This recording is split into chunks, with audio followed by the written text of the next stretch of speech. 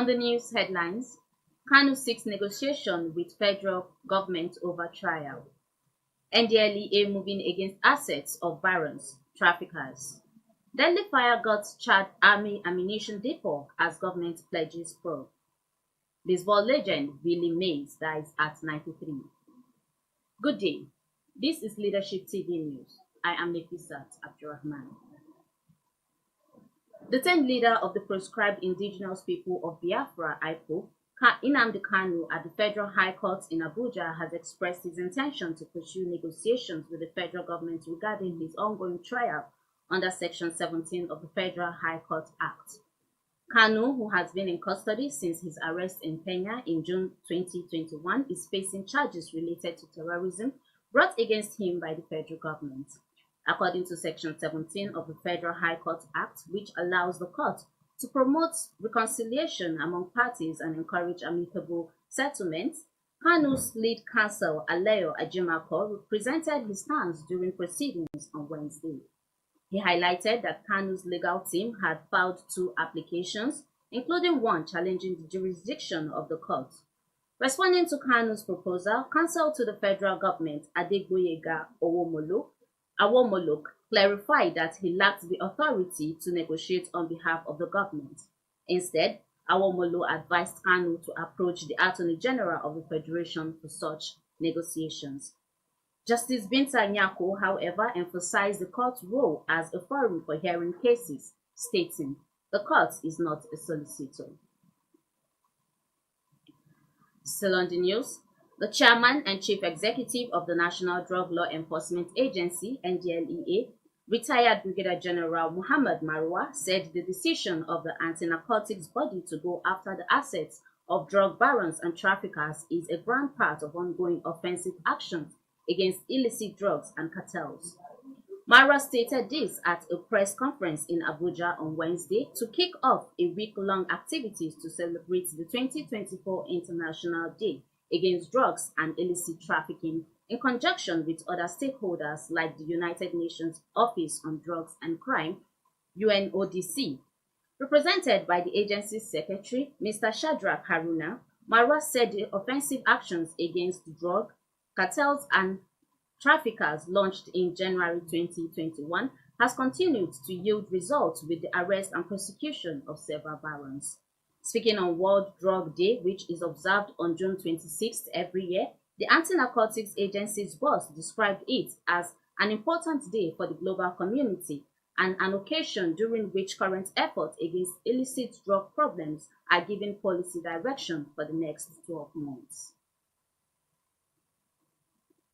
On the international scene, a devastating fire erupted late Tuesday at a major military ammunition depot in N'Djamena, the capital of Chad, triggering powerful explosions that illuminated the night sky and rattled buildings across the city.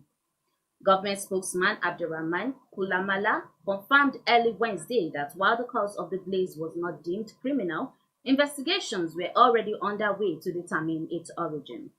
Initial reports suggested fatalities within the ammunition storeroom, although Kulamala indicated the civilian death toll was fortunately lower than anticipated. "We were expecting dozens and dozens of deaths. In the end, the collateral damage isn't very big," Kulamala stated, noting that civilian casualties were relatively limited. Residents in the vicinity recounted harrowing scenes as the explosions ripped through the Fuji area, home to Chad's largest ammunition depot. President Muhammad Idris Deby Itno expressed condolences and pledged a thorough investigation into the incident, which he acknowledged had resulted in casualties and injuries, although specific figures were not immediately disclosed. More than 30,000 students of Nigerian tertiary institutions have been selected to benefit from the Nigerian Education Loan Fund, (NELFund), introduced by President Bola Tinubu. Senate President Godswill Akpabio has stated. Akpabio, who said this on Tuesday in a statement during his visit to the Nigerian Institute of Legislative and Democratic Studies, NILS, in Abuja, stated that the student loan bill was one of the most significant pieces of legislation passed by the 10th Assembly. He explained that the bill, allows underprivileged children to pursue higher education without the burden of financial constraints, adding that it made the legislature more appealing to him as the Senate president. Still on the news, natives of the Federal Capital Territory (FCT) have applauded the developmental strides of the minister, Nyesom Wike, in less than 9 months in office. The natives said Wike's record has not been attained by any other minister of FCT since the inception of the FCT. Elder Danjuma Tankodara, an FCT stakeholder who stated this on behalf of the natives on Wednesday in a press briefing, said, although Wike's appointment appeared strange to many party faithful, he has performed wonders, unlike any same party ministers. He said that as far as the FCT is concerned, this is the first developmental wonder that any minister of the FCT has ever performed in less than 9 months of being appointed as minister. Dara, who is also an FCT All Progressives Congress stalwart, appealed to the minister and his team to continue working as a team and forget those talking about anti-party activities, saying they should work for Nigerians and not party. The Sokoto State government said as part of the measures to curb activities of bandits in the eastern axis of the state, consultation has reached an advanced stage to establish a military camp in the area mostly affected by bandits' attacks.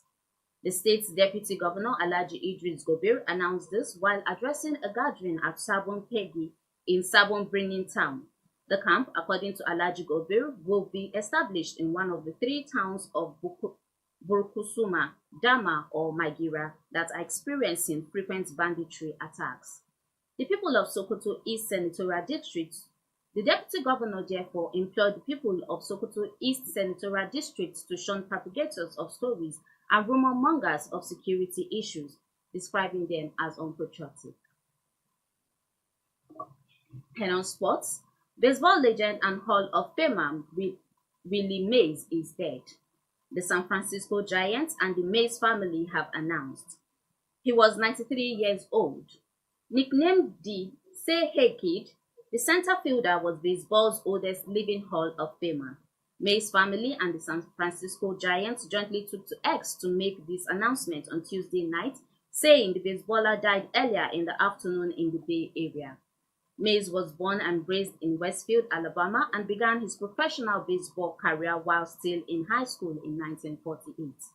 He joined the New York Giants in 1950, and in 1951 hit 20 home runs for the team as a 20-year-old. In 1972, he was traded to the New York Mets at the age of 41, where he played for 2 more seasons before retiring.